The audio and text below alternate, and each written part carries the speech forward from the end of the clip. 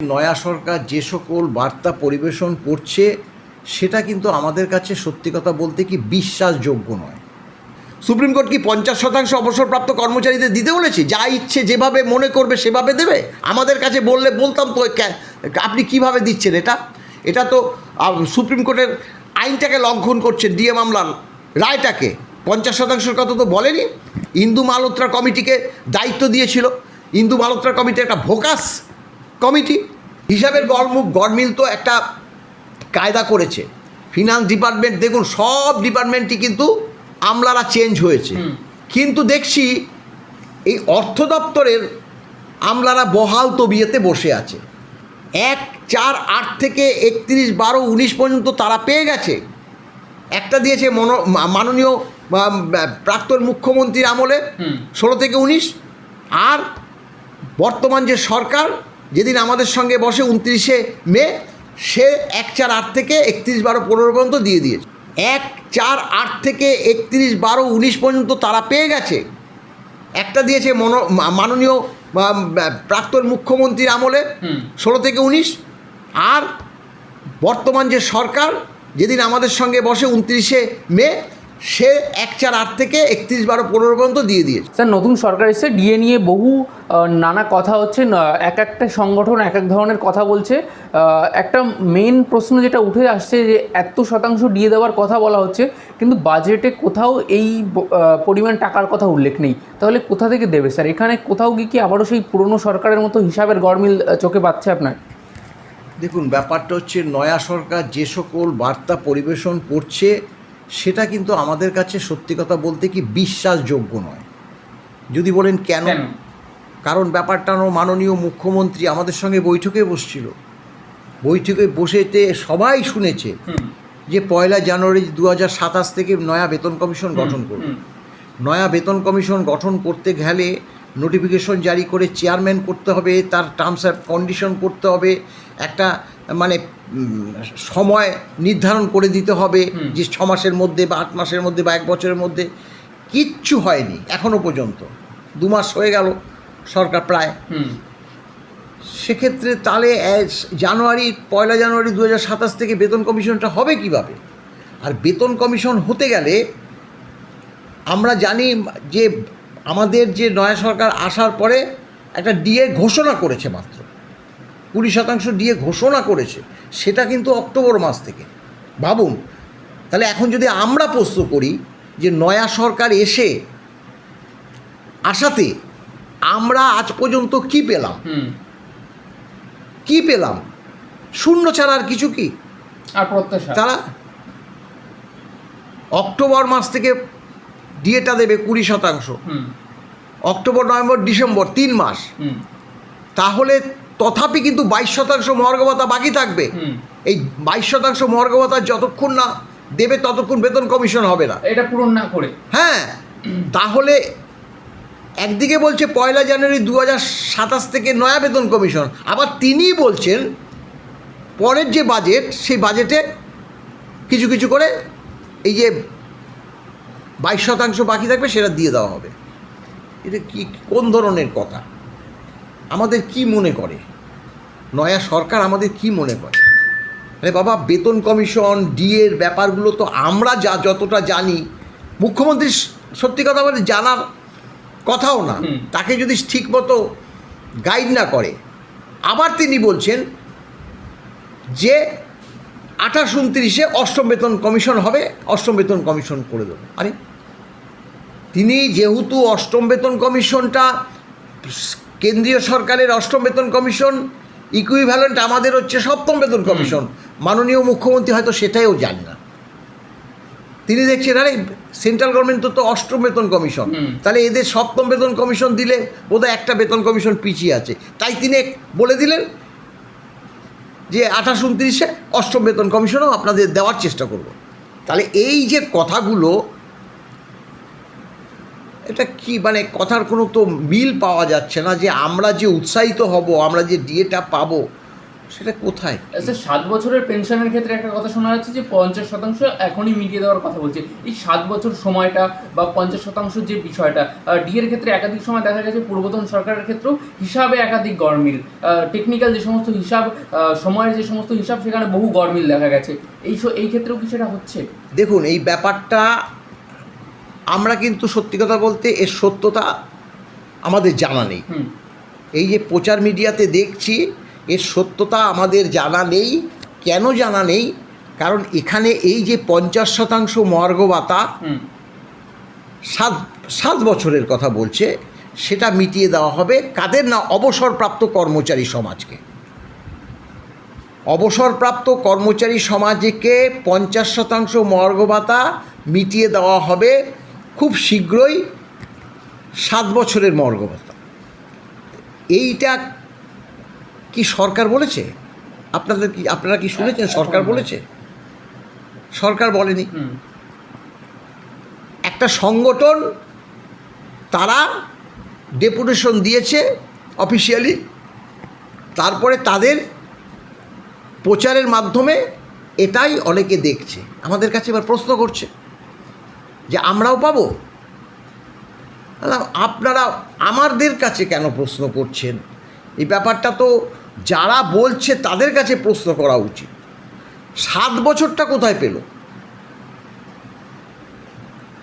পূর্বতন সরকার, মাননীয় মুখ্যমন্ত্রী, প্রাক্তন মুখ্যমন্ত্রী মমতা ব্যানার্জি চলে যাওয়ার আগ মুহূর্তে 1 জানুয়ারি 2016 থেকে 31/12/2019 পর্যন্ত একটা বকেয়া যে মহার্ঘ ভাতা মামলার প্রেক্ষিত দিতে বাধ্য হয়েছে। কারণ না হলে চিফ সেক্রেটারি, ফিনান্স সেক্রেটারি রোষের মুখে পড়বে।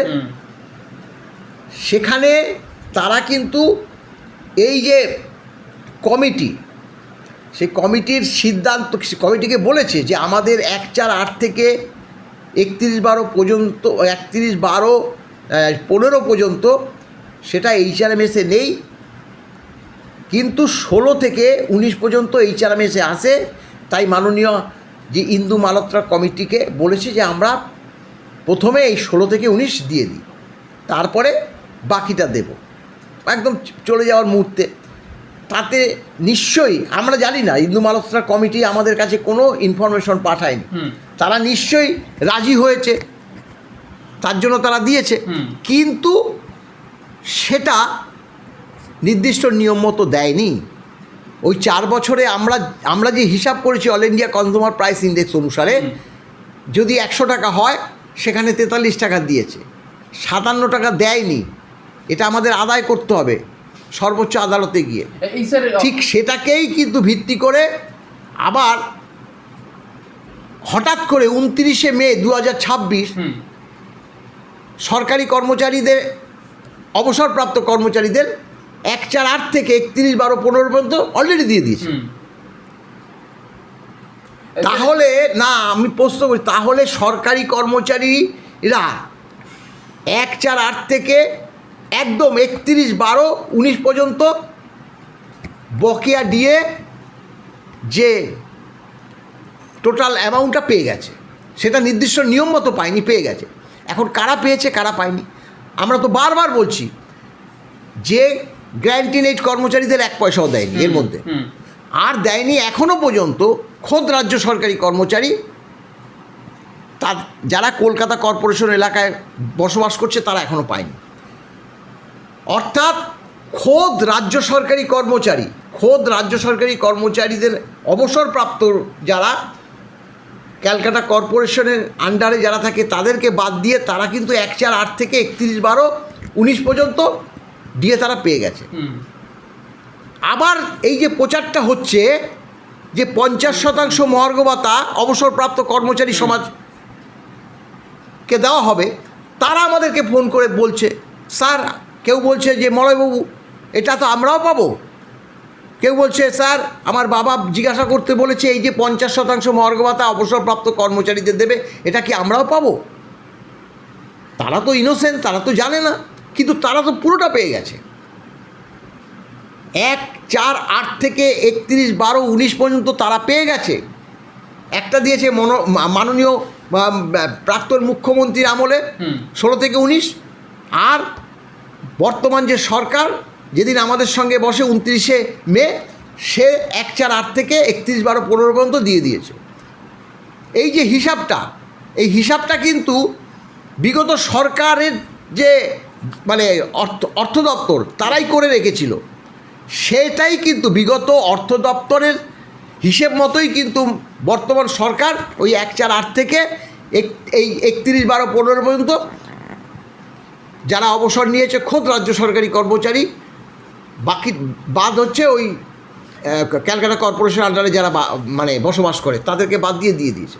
তা তারা আবার তখন আমাদের কাছে তাহলে আপনি পেয়েছেন না, আপনি তো খোদ রাজ্য সরকারি কর্মচারী, আপনি কবে থেকে কবে ডিএটা পেয়েছেন বলুন তো একটু। তখন বললো আমরা তো ওই প্রথমে আপনি হিসাব করে দিয়েছিলেন 16 থেকে 31/12/19 পর্যন্ত, সেটা পেয়েছি। তারপরে নয়া সরকার আসার পরে 1/4/8 থেকে 31/12/15 পর্যন্ত পেয়েছি। তাহলে আমাদের মামলার ডিউরেশনটা কি? 8 থেকে 19 আপনি পেয়ে গেছেন, তাহলে আবার পাবেন কীভাবে? যদি দিয়ে থাকে, আমরা জানি না ব্যাপারটা দেবে কি দেবে না। এই যে খবর প্রকাশিত হয়েছে তার আমরা বিচার বিশ্লেষণ করিনি, শুধু সোশ্যাল মিডিয়াতে দেখছি। তারা তো বিভ্রান্ত হবেই।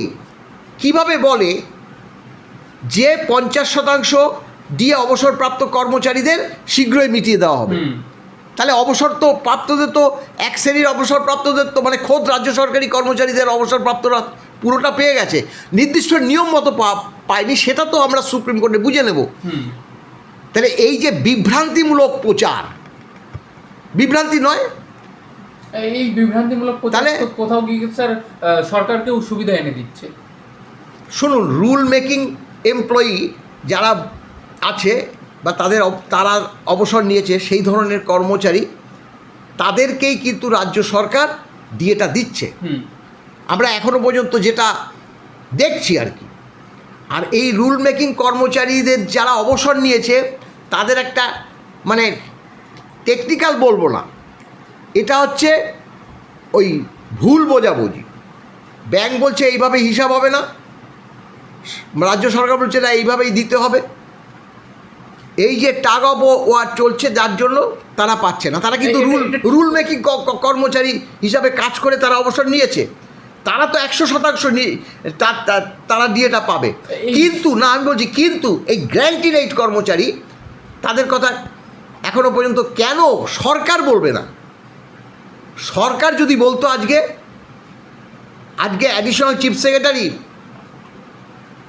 ফিনান্স, সে যদি বলতো যে অবসর সে গ্র্যান্টিড কর্মচারীদের টাকাটা আমরা খুব শীঘ্রই মিটিয়ে দেবো, শুধু শীঘ্রই মিটিয়ে দেবো কথাটা যদি বলতো, তাহলে কিন্তু যেহেতু একটা অর্থ দপ্তরের মুখ্য আমলা, তিনি যখন বলতো বা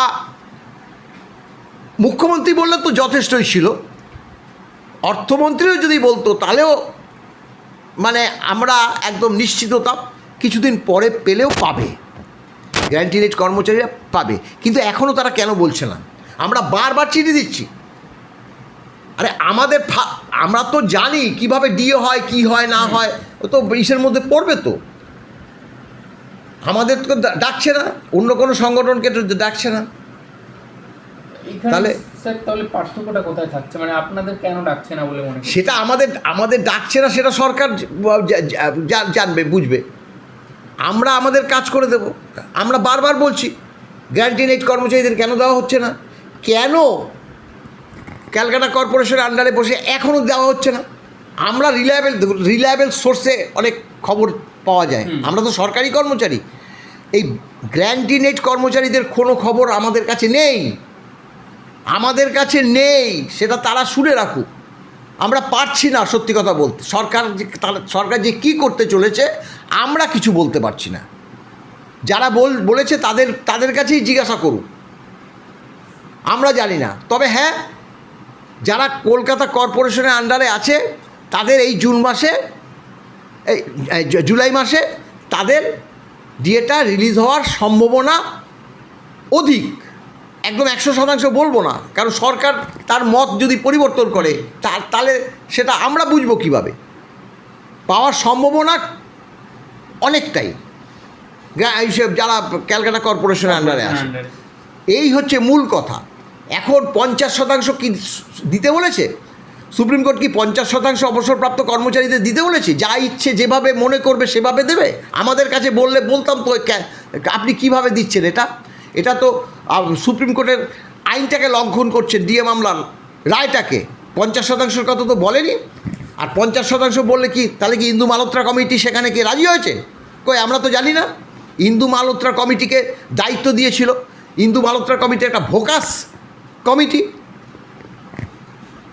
3টে মিটিং ডেকে আমাদের যাতায়াত করিয়ে তারপরে একটা মিটিং করেছে একজন বসে। ডিএ মামলা ডিএর যে ভ্যারিয়েশন সেটাতে তিনি বুঝতে চাইছেন। আরে তিনি ক্যাগের ডেপুটি সেক্রেটারি, তিনি all India consumer price index অনুসারে তিনি এবং তার কর্মচারীরা বেতন পায়। তিনি জানে না অল ইন্ডিয়া কনজিউমার প্রাইস ইন্ডেক্সটা কী?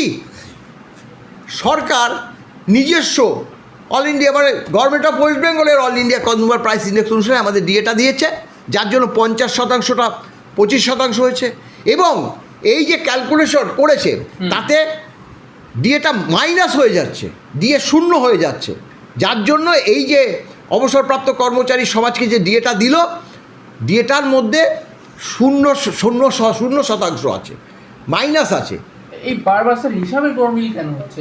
হিসাবের গরমিল তো একটা কায়দা করেছে ফিনান্স ডিপার্টমেন্ট। দেখুন সব ডিপার্টমেন্টই কিন্তু আমলারা চেঞ্জ হয়েছে, কিন্তু দেখছি এই অর্থ দপ্তরের আমলারা বহাল তবিয়তে বসে আছে। বিগত সরকারের হিসাবটা, সেই হিসাব অনুযায়ী 1/4 থেকে 31/12/15 পর্যন্ত ডিএটা যাদের তুলে দিয়েছে মানে অর্ধেকেরও কম।